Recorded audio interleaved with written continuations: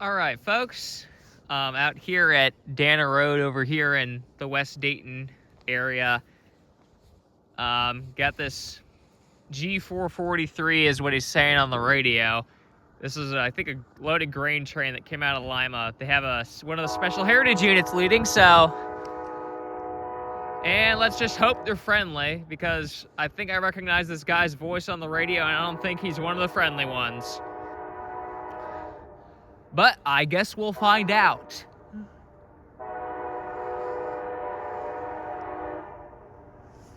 Dude's just got one engine pulling this thing. I think he's got like 91 cars behind him. But they can do it. One engine, 91 cars. I mean, even if they're loaded.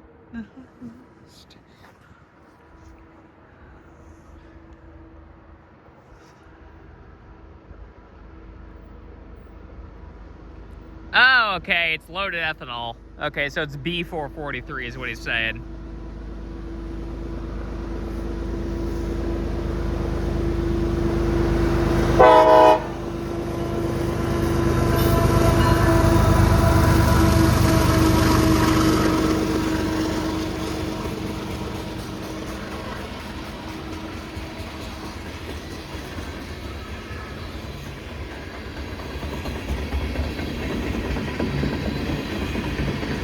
Oh yeah, B443, what am I thinking? This is the anhydrous ammonia train. I forgot about this one. I always forget that this one runs on occasions. He's got a lot of loads then, he's bringing this much down. This is all basically liquefied anhydrous ammonia here. So it's a pretty toxic train. You don't want to open any of these big tanks up here for the public, because otherwise you will most likely not see another day. Yeah, these chemicals pretty toxic.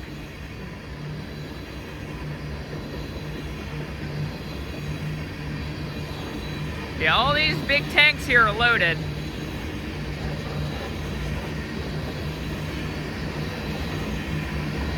The hoppers might be loaded, but they might be just buffer cars.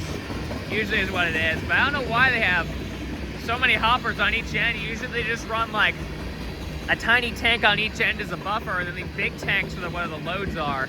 So it's weird for them to have hoppers on them. But makes for a more interesting train.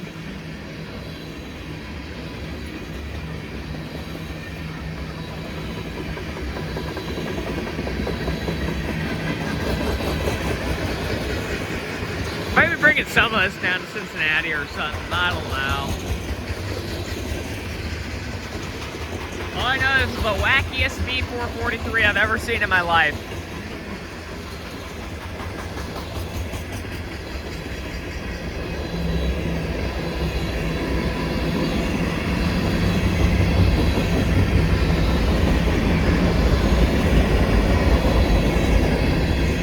Yeah, because here's petroleum empties, and then some other random tanks that I don't know what's in them.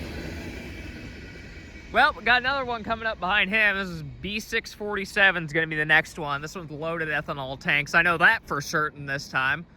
But yeah, they have some interesting power lash up. Can't wait to show you guys that. I'll get back to you when he gets here. All right, now we have B647 coming down. This is loaded ethanol tanks. They came from the Chicago area. They got some power you don't normally see out here. So we got, obviously you got a KCS leading here, but wait till you see what's second.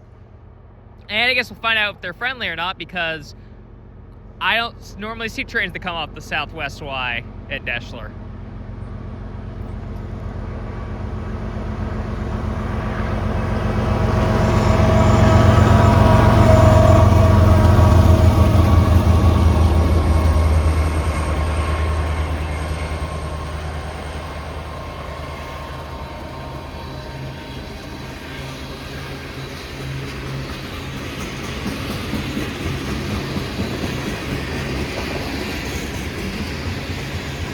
Yeah, so that second locomotive is what Canadian Pacific calls their gray script schemes.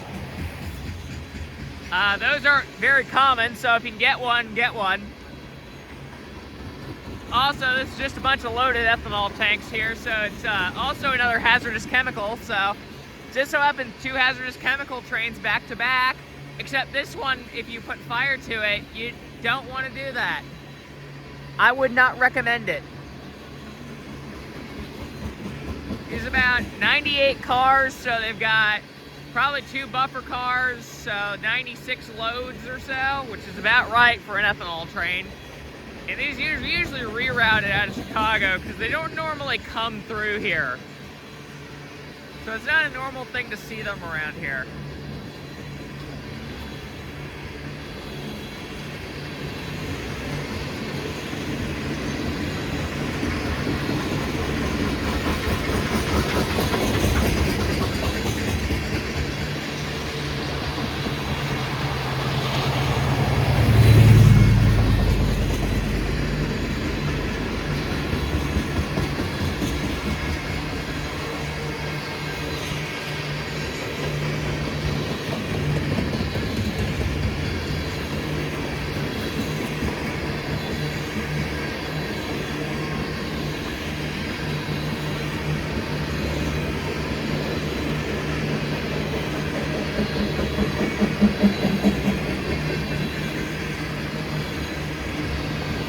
And here comes the rear buffer car.